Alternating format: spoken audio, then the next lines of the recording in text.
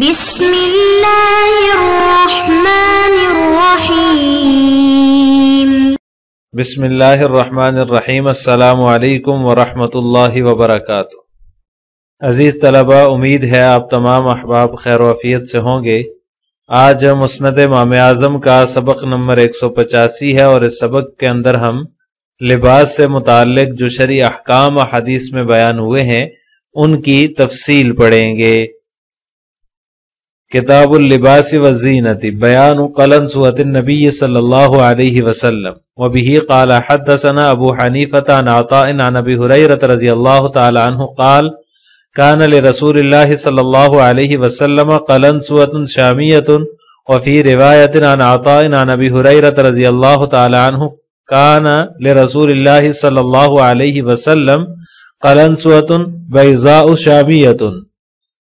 حضرت ابو ہریرہ رضی اللہ تعالیٰ عنہ سے مروی ہے کہ رسول اللہ صلی اللہ علیہ وسلم کے پاس ایک شامی ٹوپی تھی، اور ایک دوسری روایت میں ہے حضرت ابو ہریرہ رضی اللہ تعالیٰ عنہ فرماتے ہیں کہ آپ صلی اللہ علیہ وسلم کے پاس شام کی بنی ہوئی ٹوپی تھی، یا آپ صلی اللہ علیہ وسلم شام کی بنی ہوئی سفید ٹوپی پہنتے تھے۔ عزیز طلبہ، یہاں جو ہے وہ آپ صلی اللہ علیہ وسلم کی ٹوپی کا بیان ہے۔ ٹوپی بھی لباس میں سے ایک جو ہے وہ حصہ ہے لباس کا۔ تو بعض حضرات جو ہیں وہ ٹوپی پہننے کو گناہ سمجھتے ہیں، خلاف سنت سمجھتے ہیں، اور بعض حضرات ٹوپی نہ پہننے کو خلاف سنت سمجھتے ہیں۔ یہ دونوں نظریات جو ہیں یہ افراد و تفرید پر مبنی ہیں۔ محققین علماء کی رائے یہ ہے کہ نبی کریم صلی اللہ علیہ وسلم ٹوپی بھی پہنتے تھے اور عمامہ بھی پہنتے تھے، اور سر کو خالی رکھنا بھی آپ صلی اللہ علیہ وسلم سے ثابت ہے۔ تو لہٰذا تشدد کی راہ اختیار نہیں کرنی چاہیے، اور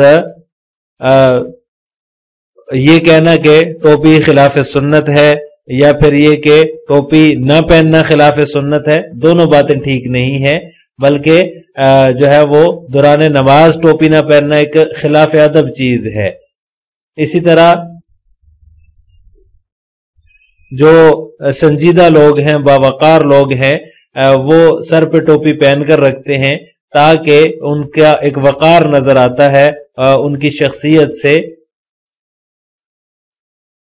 تو اس لیے جو ہے وہ ٹوپی پہن کر رکھنی چاہیے۔ ویسے بھی ٹوپی پہننا ایک لباس کا حصہ ہے۔ آج کل ہم نے ٹوپی کا استعمال بالکل ہی ترک کر دیا ہے۔ ماما پہننا تو دور کی بات، ہم ٹوپی بھی نہیں پہنتے۔ تو لہٰذا خاص طور پہ اہل علم کو تو اس کی پابندی کرنی چاہیے، اور عوام کے اوپر اس کا جبر نہیں کرنا چاہیے، زبردستی نہیں کرنی چاہیے۔ اگر کوئی نہیں بھی پہنتا تو ہاں، نماز کے اندر نہ پہننا خلاف ادب ہے، نماز کے اندر پہننا ضروری ہے۔ اگر کوئی نہیں پہنتا تو اس کو کہا جا سکتا ہے، ویسے عام طور پر جو ہے وہ عوام کو اس پر مجبور نہیں کرنا چاہیے۔ بیان الصدل وبہ قال حدثنا ابو حنیفۃ عن علی بن الاقمر عن ابی جحیفۃ ان النبی صلی اللہ علیہ وسلم مر برجل صادر ثوبہ فاعطفہ علیہ، وفی روایۃ عن علی بن الاقمر عن النبی صلی اللہ علیہ وسلم منقطعا۔ حضرت ابو جحیفہ رضی اللہ تعالیٰ عنہ سے مروی ہے کہ نبی کریم صلی اللہ علیہ وسلم کا ایک آدمی کے پاس سے گزر ہوا جس نے صدل کر رکھا تھا، فآطفہ علیہ، تو نبی کریم صلی اللہ علیہ وسلم نے اس کے کپڑے کو اس کے کندھے پر رکھ دیا۔ اور ایک دوسری روایت حضرت علی بن اقمر سے مروی ہے، وہ نبی کریم صلی اللہ علیہ وسلم سے مرسل روایت کرتے ہیں، منقطع روایت کرتے ہیں، یعنی کہ بیچ میں واسطہ نہیں ہے حضرت ابو جحیفہ رضی اللہ تعالیٰ عنہ کا۔ عزیز طلبہ، اس روایت کے اندر صدل کا بیان ہے۔ صدل جو ہے وہ فقہی اصطلاح میں اس بات کو کہتے ہیں، اس چیز کو کہتے ہیں کہ کپڑے کو بدن پر لٹکا لیا جائے، یعنی کہ دونوں طرفیں جو ہیں، دونوں اطراف اس کے جو ہیں، دونوں پلو جو ہیں وہ نیچے گرا لیے جائیں، کندھے پر کپڑا رکھ کر یا سر پر کپڑا رکھ کر، اس کو صدل کہا جاتا ہے۔ کپڑے کو گرا نہ لگائی جائے، جیسا کہ بہت سارے حضرات جو ہے وہ رومال ڈالتے ہیں سر پہ اور اس کو سیدھا چھوڑ دیتے ہیں، پلو اس کے گرا دیتے ہیں، ان کو جو ہے وہ آگے سے گرا نہیں لگاتے یا ایک سائیڈ سے کندھے کے اوپر نہیں رکھتے۔ تو اس سے حدیث کے اندر ممانعت ہے۔ آپ صلی اللہ علیہ وسلم نے جب ایک شخص کو ایسے کرتے ہوئے دیکھا تو آپ نے اس کا کپڑا پکڑ کر اس کے کندھے پر رکھ دیا۔ چونکہ نماز کے دوران جب یہ کپڑا دائیں بائیں ہوتا ہے تو نماز میں توجہ بھی نمازی کی اس کی طرف چلی جاتی ہے اور نماز میں توجہ ادھر ادھر ہو جاتی ہے، اس لیے اس سے منع کیا گیا ہے۔ تو لہٰذا اگر کوئی کپڑا ڈالا ہوا ہے سر پر یا کندھوں پر تو اس کو نیچے پلو گرانے کی بجائے اس کو گرہ لگا دینی چاہیے، اس کو گرہ لگا کر باندھ لینا چاہیے۔ یہ ایک ناپسندیدہ عمل ہے، لیکن اس سے فرض ادا ہو جائے گا۔ یہ نہیں کہ جس شخص نے نماز کے دوران صدل کیا اس کی نماز ہی نہیں ہوئی، بلکہ نماز ہو جائے گی، فرض ادا ہو جائے گا، اسے قضا کرنے کی ضرورت نہیں ہوگی۔ البتہ ایسا کرنا یہ ناپسندیدہ عمل ہے، اسی لیے تو نبی کریم صلی اللہ علیہ وسلم نے اس شخص کو دیکھا جس نے صدل کیا ہوا تھا، پلو گرائے ہوئے تھے، تو آپ صلی اللہ علیہ وسلم نے اس کے کپڑے کو اٹھا کر کندھوں پر ڈال دیا تاکہ جو ہے وہ نماز میں اس کی توجہ ادھر ادھر نہ جائے اور وہ اس میں مشغول ہو کر نہ رہ جائے۔ تو لہٰذا یہ کرنا چاہیے کہ جب رومال ڈالا ہوا ہو، جیسے عربوں کے اندر اب بھی وہ رومال ڈالتے ہیں، تو اس میں صدل نہیں ہونا چاہیے، اس کو گرہ لگا دینی چاہیے تاکہ اس کے پلو ادھر ادھر جب ہوں گے تو توجہ اس کی منقسم ہو جائے گی، نماز کے اندر خشوع اور خضوع نہیں رہے گا۔